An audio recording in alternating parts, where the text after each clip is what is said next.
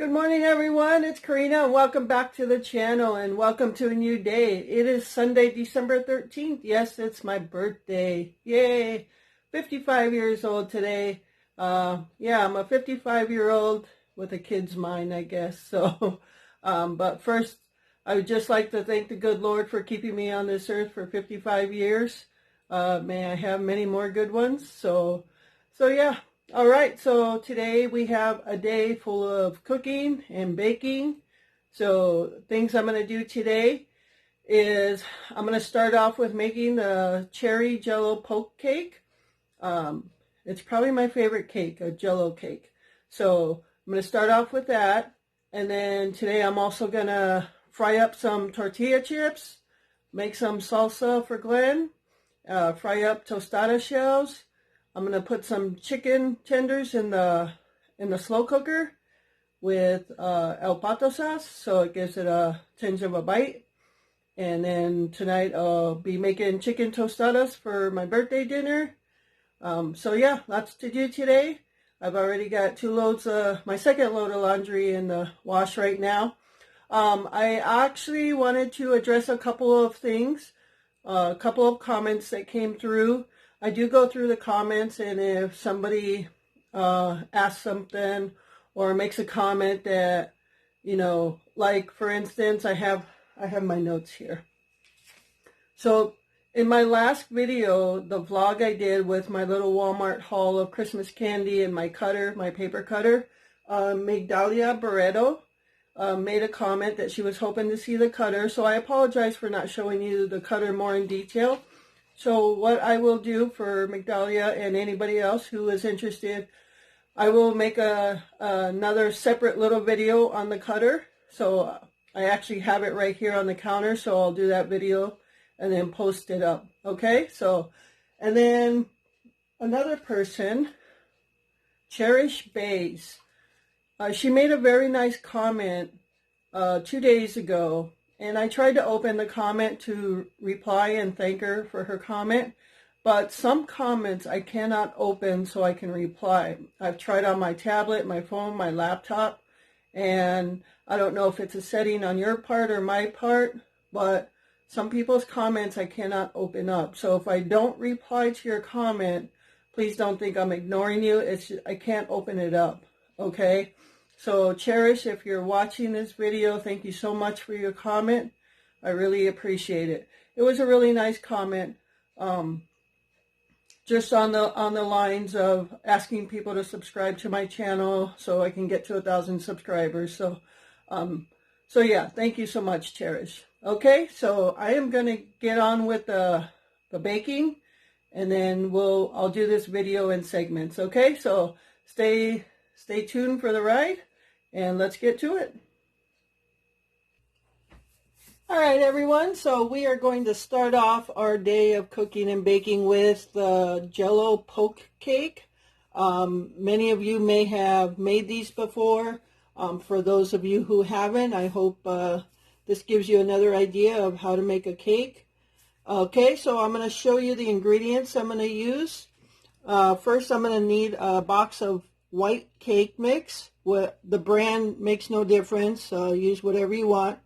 And then I'm going to need some oil, 3 egg whites, so I'm going to have to break these and take the yolk out, Cool Whip for your topping, and a box of Jello. Now this is a large box of Jello. You can do this with a small box. This is the 6-ounce box. You can do it with the 3-ounce box. I think it's a little over 3 ounces. So I'm actually only going to use half of the bag. Okay? So if I'm only using half of the bag, I'm only going to use half the water as well.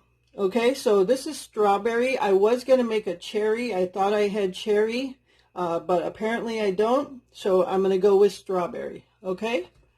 And then toppings for your cake. You can put whatever toppings you like. I just usually sprinkle these little crystals on there, and since it's Christmas time, I'm going to be using green and red, and there's no rhyme or reason on how I put them on the top, the frosting. I just sprinkle them all over the place. Okay, so those are the the ingredients, the eggs and the oil, are because you're going to make your white cake the same as the box says to. Okay? So let me get everything ready and we'll get moving. Okay, so I have all my ingredients here to make the cake alone. Okay, so all I'm going to focus on is making the cake, because just like my Boston cream poke cake, you're going to have to make your cake and let it cool off before you do the rest, as to pour in the Jello mix. Okay, so I have 1 cup of water, I have a 1/3 cup of oil, and I normally use canola oil, but you can use vegetable canola or whatever you want. And then I have 3 eggs, which I'm going to have to separate the whites. And I already poured in my powder from the cake mix. There I go, tipping stuff again. All right, and so, yeah, all I'm going to do is separate the eggs now. I have a bowl to throw in my yolk and my shell, and a bowl to put my whites in, okay? So, and when I get all this in there, I'll just turn off the camera so I don't torture you with the noise of the mixer. I try to limit the amount of crinkling of bags and mixer noises I can. All right, so I'm going to crack my egg here. So you just got to be careful not to do it like a normal egg. So I just crack it and open it slowly, and the whites will start falling out, and I just take the other half of the shell and I just pour it back and forth until all my white has went into the bowl and all I have is yolk. Okay, so that's that. And you can see, I'll just tip the camera. There's my egg whites in there. Okay, so I'm going to continue that process, the other 2 eggs, and I'll be right back. Okay, so I got all 3 of my egg whites in here. You can see that's a lot of egg white there. And now I'm just going to pour my ingredients. Oh, sorry about the non-focus.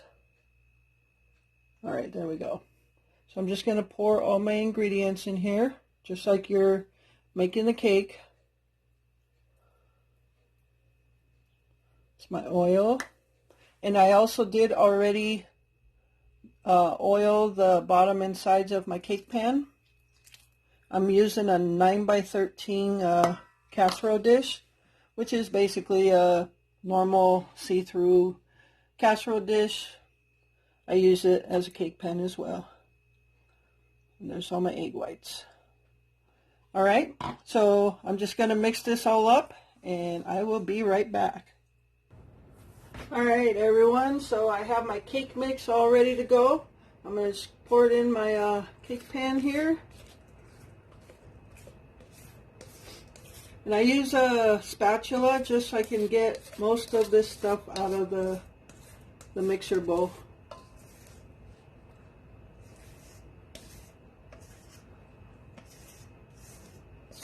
Now you can use any flavored cake you want. You can use a yellow, a chocolate, whatever you want. I just normally use a white. And where I learned how to make a poke cake, we always just called it a Jello cake.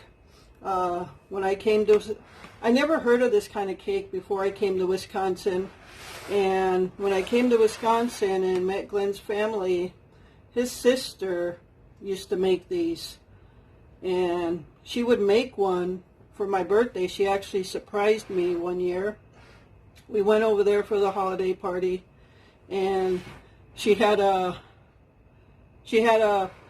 Jello cake in the hallway hiding from me. But I knew it was mine. I could sniff that thing out, because that had quickly become my favorite cake. Don't worry, I washed my hands, and we're the only ones eating it, so. All right, so yeah, I got this from Glenn's sister. She is no longer with us, but she left me a great recipe for a cake. Okay, so I got my cake in there. I'm going to bake it for about 20 to 25 minutes on 350, and then we're going to bring it out, and you can see what it looks like. I'm sure many of you, most of you know what the cake looks like. But yeah, so I will be right back.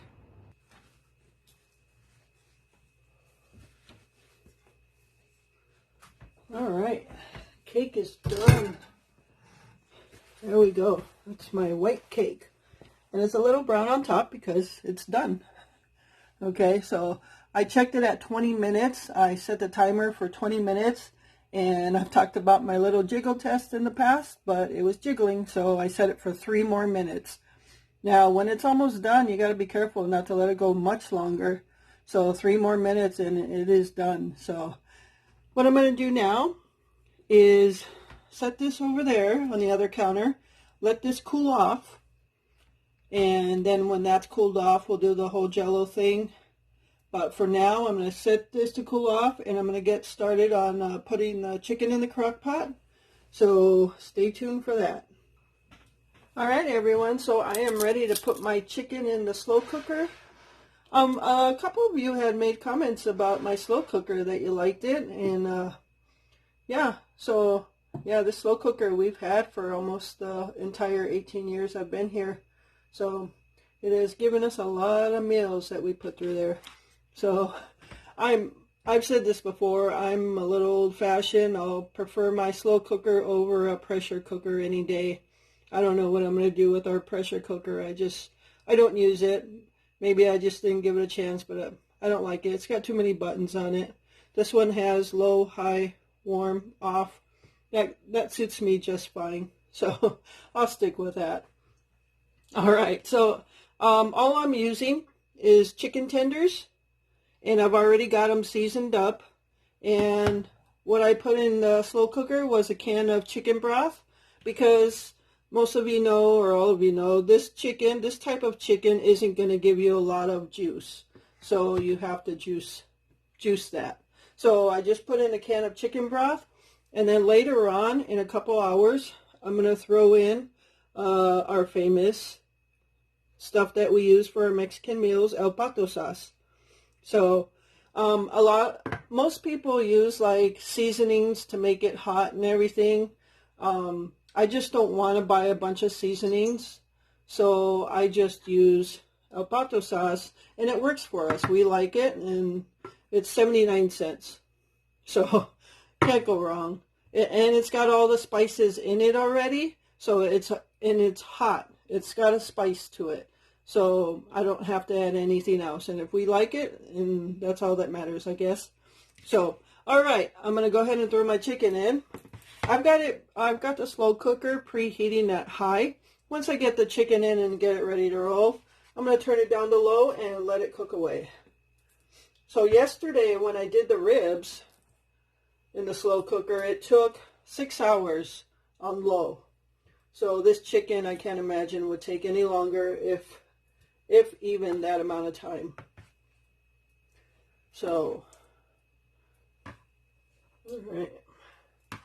There's like 8 chicken tenders here, and it's only Glenn and I, so we don't need that much. It'll probably feed us tonight and tomorrow night. So, all right, so I got my chicken in there. Let me get my cover on. Turn it down to low. And it is 11:43 right now. We'll call it 45. So yeah, I'll just let that cook. If you notice, I relocated my light up snowman over here, so it's not in back of the slow cooker, so I can see it. I like to watch my light up snowman.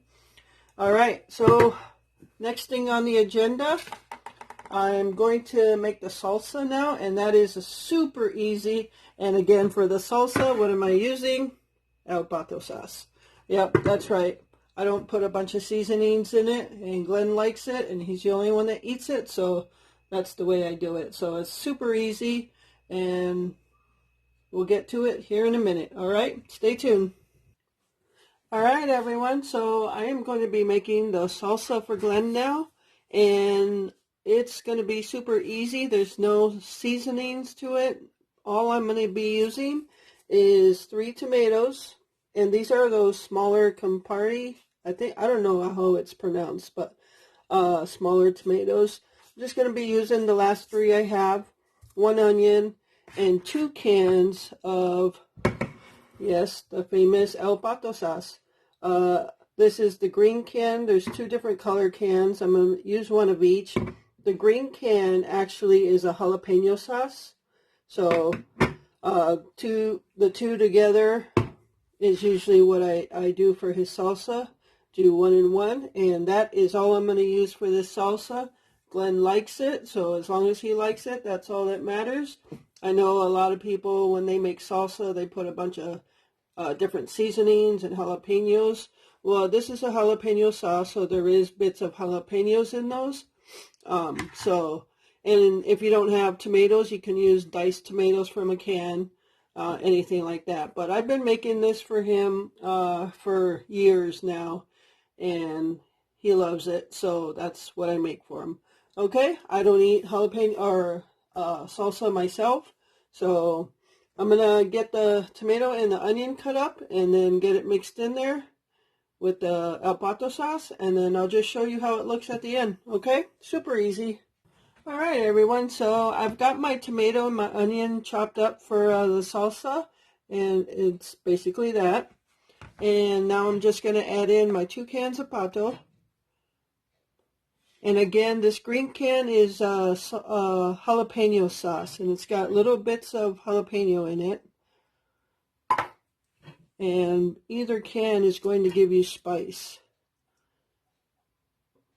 And this is going to thicken up after a while. So I'm just going to mix that up.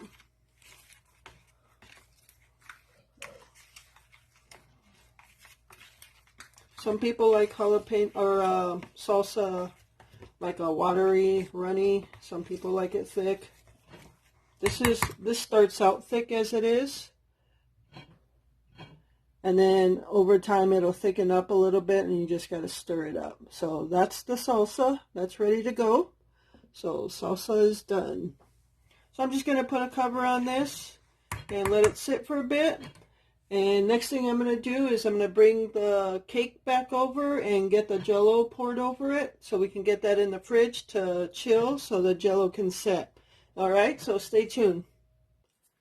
All right, everyone, so I am ready to pour the Jello into the cake. So what I have done is I already made the holes in the cake.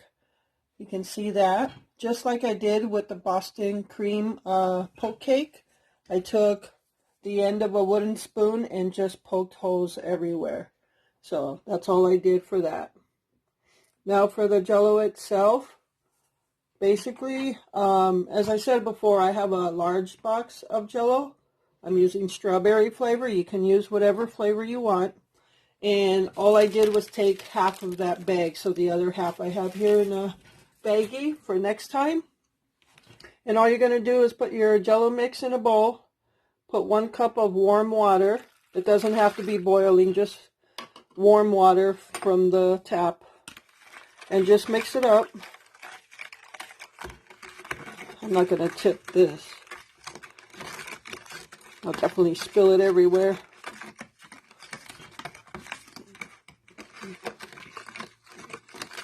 And once I'm done doing this, it'll just, I'll just pour it all over the cake. Put it in the fridge to chill for about an hour minimum, just so the Jello can set.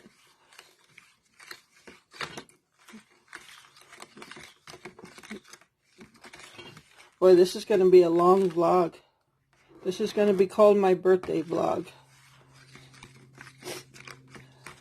So when you watch this video, it's going to have baking the cake, making chips, salsa, the chicken, making the tostadas. All right.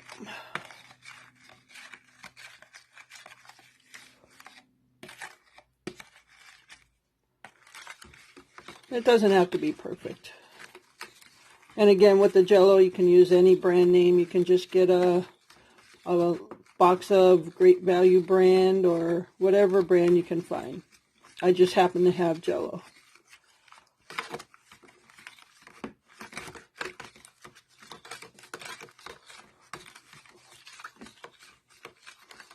All right, So I'm going to just pour this over now.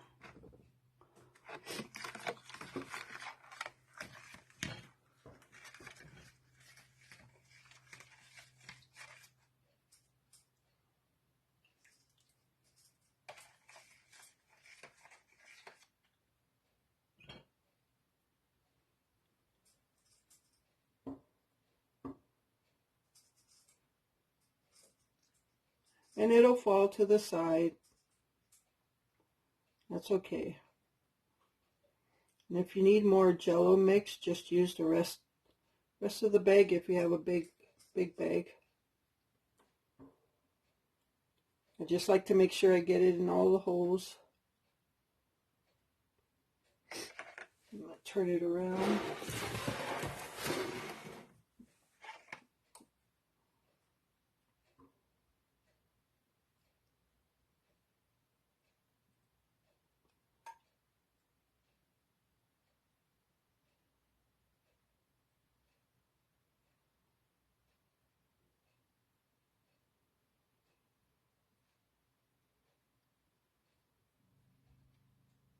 Probably could have used the whole big bag.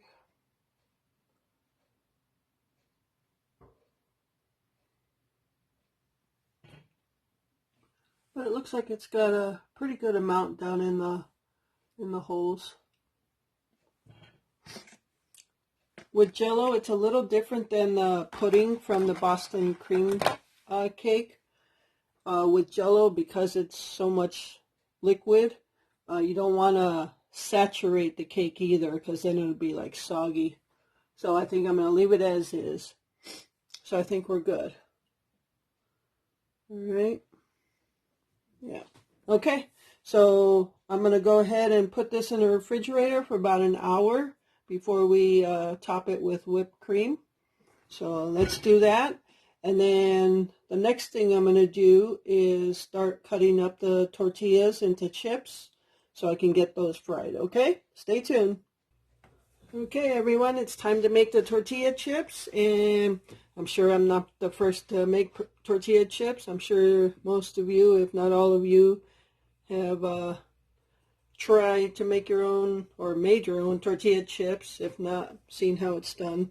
So, yeah, I'm just using corn tortillas. This is white corn, and this is, again, El Milagro brand, and this is the brand I'm specifically loyal to while making my chips. Okay, so all I'm gonna do is take a stack and cut them in half, and then turn them around, or I could turn the whole board around, it doesn't matter, and then cut them again, and that's it. Some of you may even cut them smaller, like again, and have smaller chips, but I always just leave them this big. So those are my stacks of chips that I'm going to make. I've got oil heating up right now, and the key to frying these where they don't get like a real tough texture is making sure your oil is hot enough when you put your chips in. Okay, so let me warm up that oil and we'll be right back. All right, everyone, so I am going to be frying my chips now. I already started. I already have a batch here. So that's my first batch. And so I am going to put my second batch in, just quickly show you how I make my tortilla chips.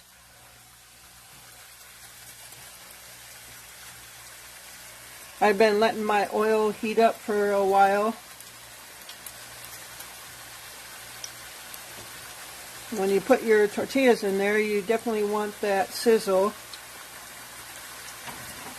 So basically all I do is I take some tongs and I press down on them because they'll bubble up, some of them will. And I just want to get that bubble out to make them a little flatter. The bubble's okay, it's not going to hurt nothing. It's just going to give you a fluffier chip. My first batch I had about a dozen chips in here, but I just wanted to show you how I fry my chips.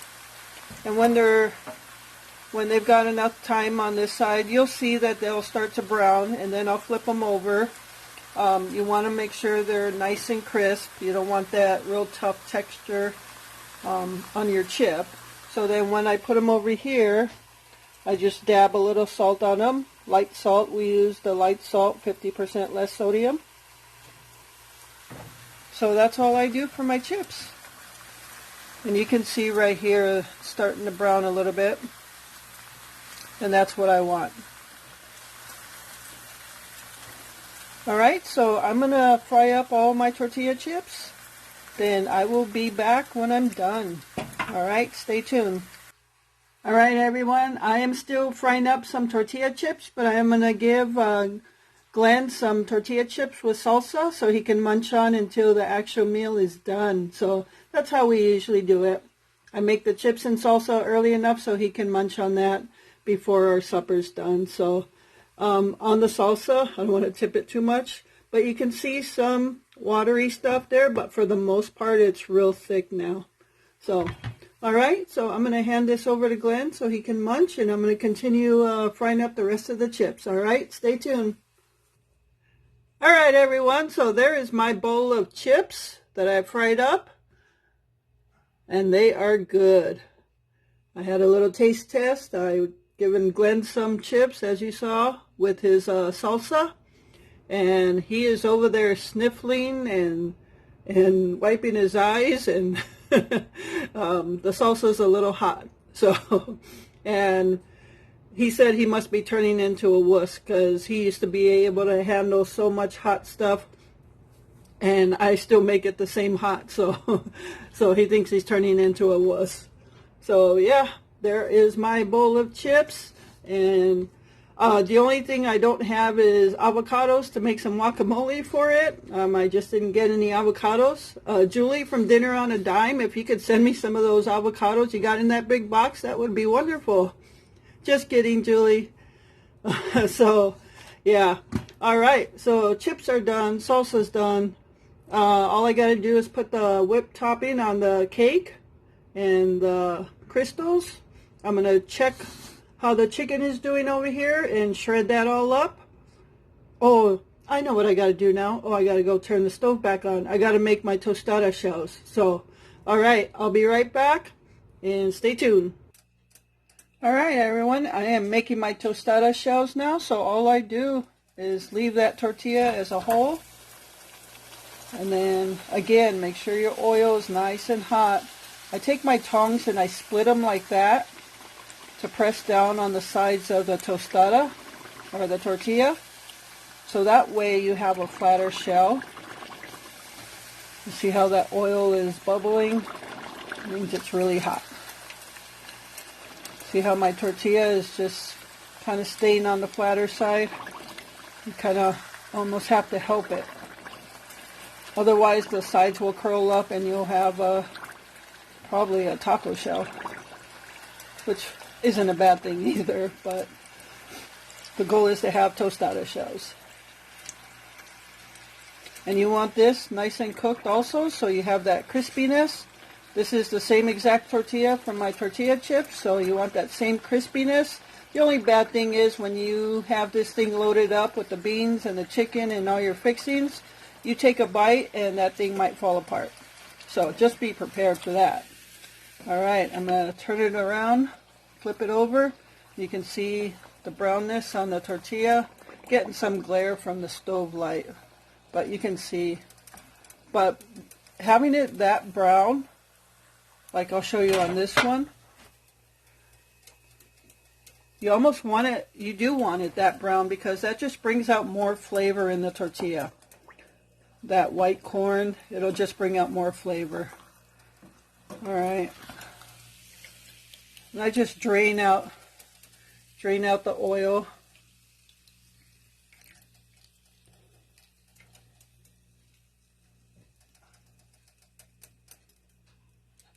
And then I just put it over here on paper towel.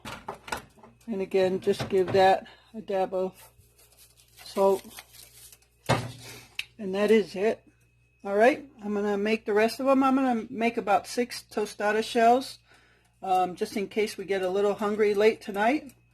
You know, for those late night snacks. Like I said, this is not a healthy channel, so We snack if we're hungry.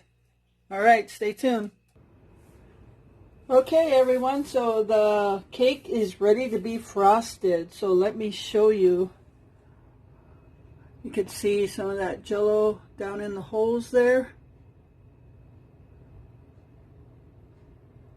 Now, like I said, Jello is just a little different than the pudding, doing the pudding type, because Jello is more liquidy. You don't want to saturate it, otherwise you're going to have a soggy cake. So we haven't made those soggy cakes, but we've tasted somebody else's soggy cake. So, all right, so I've got my tub of Cool Whip here. I actually bought the brand Cool Whip. I've been actually buying Kroger brand or Great Value brand. But Cool Whip at Walmart was cheaper than Great Value brand. It was like 99 cents for extra creamy at that. So, and yes, that is my finger running through there because I love Cool Whip as much as I love cheese. So sometimes I have to have a little cake with my Cool Whip. All right, so let me frost this thing and get it back in the fridge. And then I'll show you a little hack I had to do in the fridge.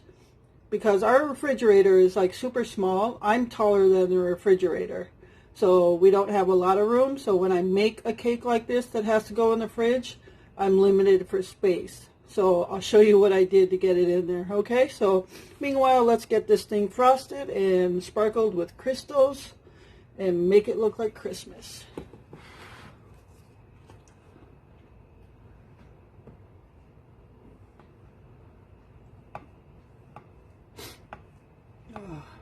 I hope everybody had a great weekend. It is Sunday, so weekend's pretty much over. I hope you all had a great one.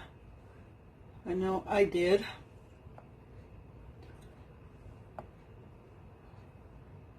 I try to make the best of every day. I think I caught the sniffles from Glenn eating that salsa. I didn't even eat none. I don't eat that. Turn this around. I think I've got just about everything done. After this, the cake will be done. The chips are done. The tostada shells are done. The chicken, I think, is just about ready to be shredded. Then all I have to do is when we're ready to eat, because I believe Glenn filled himself up on salsa and chips, so it might be a little bit before we eat. And that's okay too, because I'm about ready to relax a little bit. I've been on my feet all day, so I'm ready to relax. Then I'll just warm up a can of refried beans. Yes, I'm cheating. I'm using a can of refried beans for the tostadas. And that's just to top the tostada shell before I put the chicken on there.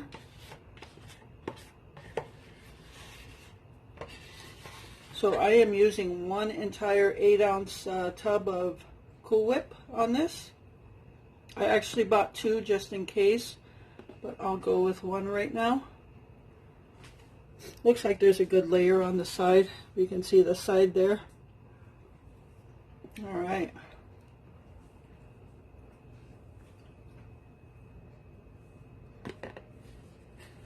Okay, I'm going to grab my sprinkles here.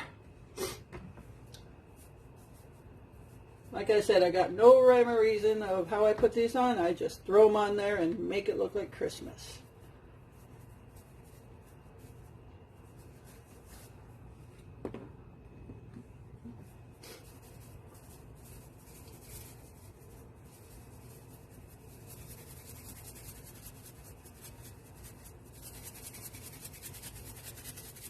See? How easy is that? All right, there it is, strawberry Jello poke cake. So I'm going to throw this back in the fridge. So because anytime obviously you have Jello mix or Cool Whip as a topping, you should keep it refrigerated. So let me throw this back in the fridge, and I think I'm going to come back and start shredding up that chicken. All right, stay tuned. Okay, so here I got to show you how I had to put the cake in our refrigerator. This is our top shelf, and literally that's how wide it is. So our fridge is tiny. All right, so I got this this shelf stand from the Dollar Tree. It's just one of those short ones. So I put it in there, put all our drinks and a couple things underneath it. And then I got the Jello cake on top of the shelf. So as you can see, it's almost hitting the roof of the fridge, but not quite. So just barely enough room. So that's what I had to do to get that thing to fit in there. Okay, I just wanted to show you that little refrigerator hack with the Dollar Tree shelf. Alright, so now let's take a look at the chicken. So let's take this lid off. Ooh, see that steam coming out of it? And I'm sure it's ready to be shredded. Just take my tongs here. Just kind of tears off. Oh yeah, it's just pulling apart.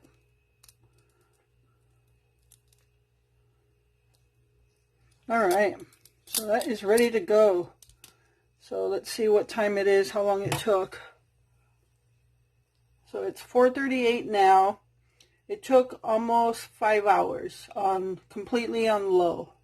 So, and that was like 8 chicken tenders.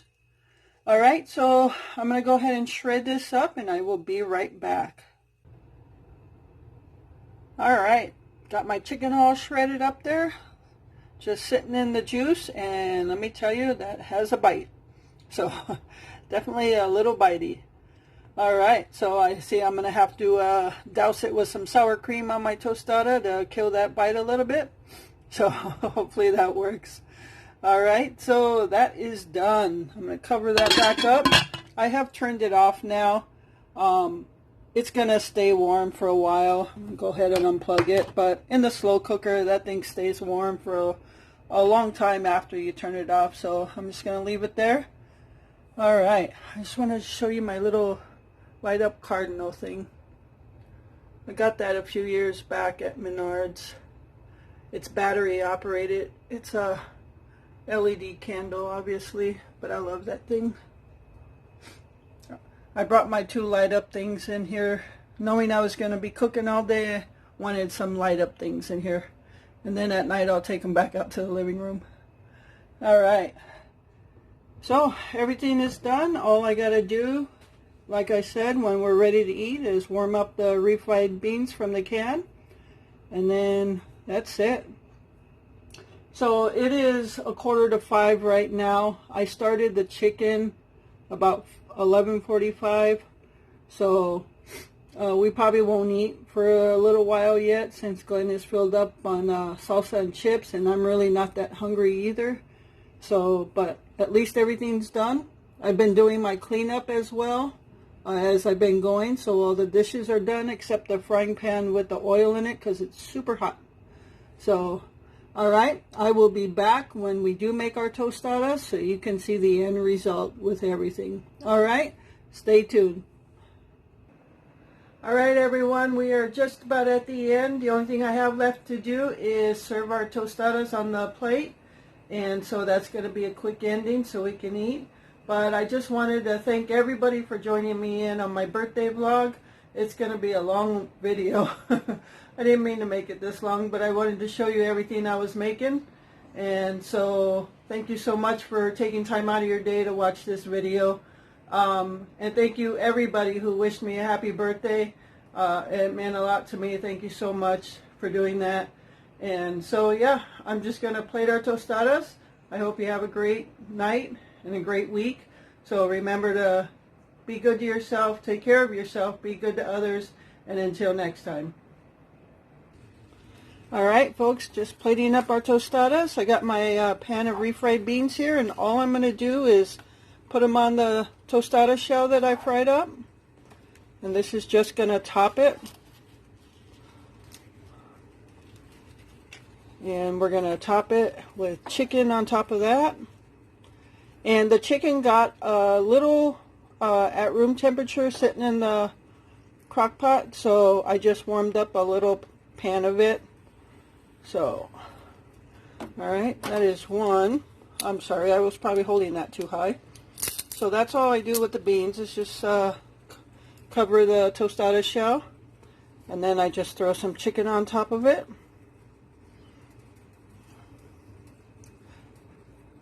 Now the chicken is actually juicy, but you don't want a lot of juice on this either because it's just going to make your tostada shell a little soggy.